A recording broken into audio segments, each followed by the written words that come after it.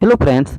आज हम बात करेंगे कम्युनिकेशन के बारे में। कम्युनिकेशन जो हमारी सामान्य बोलचाल की भाषा में प्रयुक्त होते हैं और जिनके माध्यम से हम संकेत पाकर दूसरों को संकेत के माध्यम से कुछ बता सकते हैं या उनके संकेत को हम आसानी से समझ सकते हैं और उस संकेत के माध्यम से हम कोई भी प्रतिक्रिया दे सकते हैं। तो आइए देर न करते वीडियो को स्टार्ट करते हैं।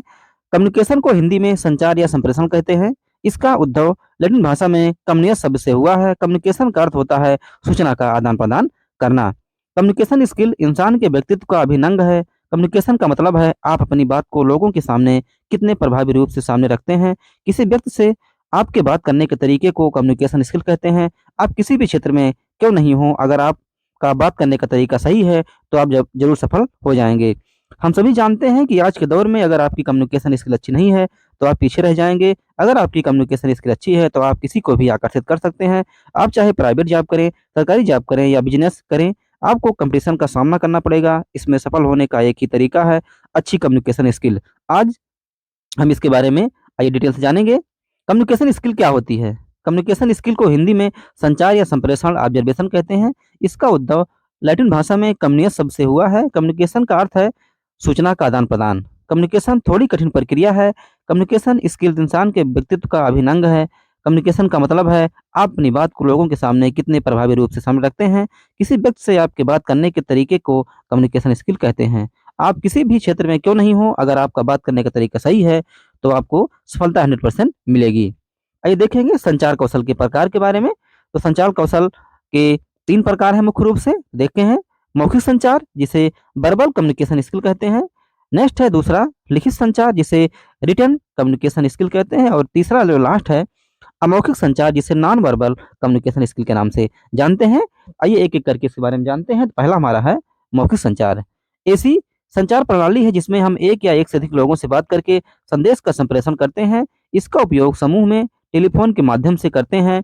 इसमें आप अपने शब्दों को किसी व्यक्ति को मना सकते हैं। इसका हमारे जीवन में बहुत महत्व होता है, इसलिए आपकी मौखिक संचार सही होना चाहिए। नेक्स्ट है लिखित संचार। इसके बारे में देखते हैं। लिखित संचार का मतलब अपनी बात को लिखित रूप से समझाना। आपके लिखने की कला व्यक्तित्व को प्रभावित करती है। यह विज्ञापन सामग्री, प्रिंट मीडिया, अन्य संस्थाओं के संचार के लिए भी जरूरी है। नेक्स्ट हमारा लास्ट है तीसरा अमौखिक संचार। आइए देखते हैं इसके बारे में। इसमें आप अपनी बॉडी लैंग्वेज के द्वारा किसी से बातचीत कर रहे हैं, उसे अपनी बॉडी लैंग्वेज से अपनी बात को मनवाना नॉन वर्बल कम्युनिकेशन स्किल कहते हैं। बॉडी लैंग्वेज से कई लोग आपकी पर्सनालिटी का अंदाजा भी लगा सकते हैं। आइए देखेंगे कम्युनिकेशन स्किल्स के कौन कौन से साधन हैं, या इसमें कई साधन हैं। जैसे पहला हमारा है टेलीफोन। ये देखते हैं कि टेलीफोन कितने प्रकार के होते हैं। मोबाइल फ़ोन 3 तरह के होते हैं। पहला है सेल फ़ोन, दूसरा है फीचर फ़ोन और तीसरा है स्मार्टफ़ोन, जो आजकल सबसे ज़्यादा चलन में है। दूरभाष या टेलीफ़ोन दूरसंचार के एक उपकरण है। यह 2 या कभी कभी अधिक व्यक्तियों के बीच बातचीत करने के काम आता है। विश्व भर में आजकल यह सर्वाधिक प्रचलित घरेलू उपकरण बन गया है।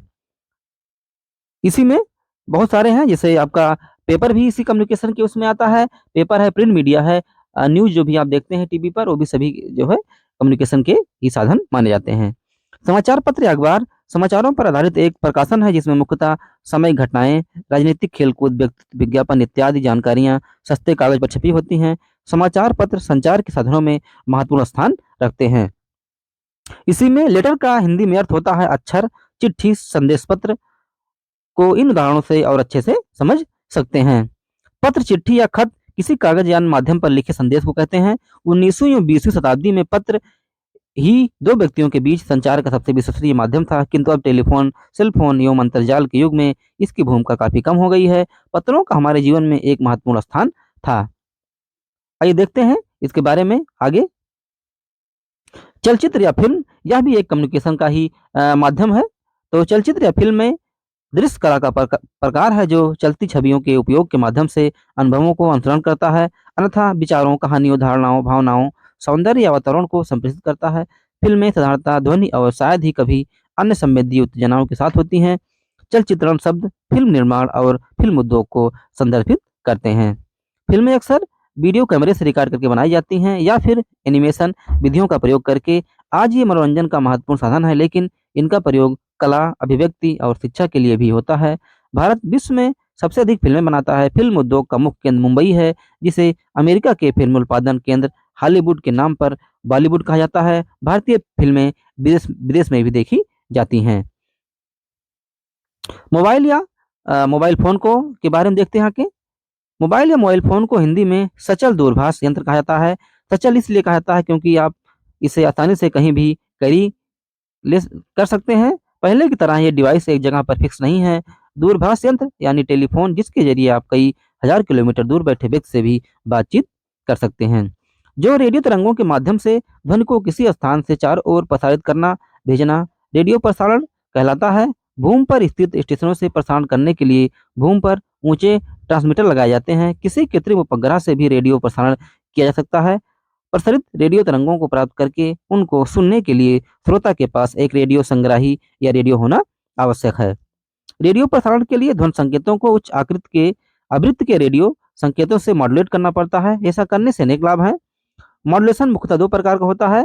आयाम का मॉड्यूलेशन जिसे आप एम्पलीट्यूड मॉड्यूलेशन या एएम और आवृत्ति मॉड्यूलेशन फ्रीक्वेंसी मॉड्यूलेशन या एफएम। नए रेडियो स्टेशन कुछ नए प्रकार के प्रसारणों का उपयोग करते हैं जैसे DAB digital audio broadcasting, DAB HD radio, DRM digital radio modulate आदि। टेलीविजन प्रसारण भी रेडियो तरंगों के द्वारा ही किया जाता है किंतु यह प्रायः एक अलग सेवा है। इसी में नेक्स्ट देखेंगे भारत में दूरदर्शन का शुभारंभ कब हुआ था? तो भारत में दूरदर्शन का प्रारंभ 15 सितंबर 1949 में हुआ जब एक प्रायोगिक परियोजना के रूप में दिल्ली में दूरदर्शन केंद्र खोला गया था। दूरदर्शन नाम से ही सरकारी दूरदर्शन चैनल की नींव पड़ी। दूरदर्शन में उपग्रह तकनीक का उपयोग 1978 से 1976 में किया गया। दूरदर्शन या टेलीविजन संक्षेप में टीवी एक ऐसी दूरसंचार प्रणाली है जिसके द्वारा चलचित्र व ध्वनि को दो स्थानों के बीच प्रसारित किया जा सकता है। यह शब्द दूरदर्शन सेट, दूरदर्शन कार्यक्रम तथा प्रसारण के लिए भी प्रयुक्त होता है। दूरदर्शन का अंग्रेजी शब्द टेलीविजन लैटिन तथा यूनानी शब्दों से बना है जिसका अर्थ होता है दूरदृष्टि। यूनानी टेली दूर, लैटिन विजन दृष्टि। दूरदर्शन सेट 1930 के उत्तरार्ध से उपलब्ध रहे हैं और समाचार व मनोरंजन के स्रोत के रूप में शीघ्र ही घरों व संस्थाओं में आम हो गए।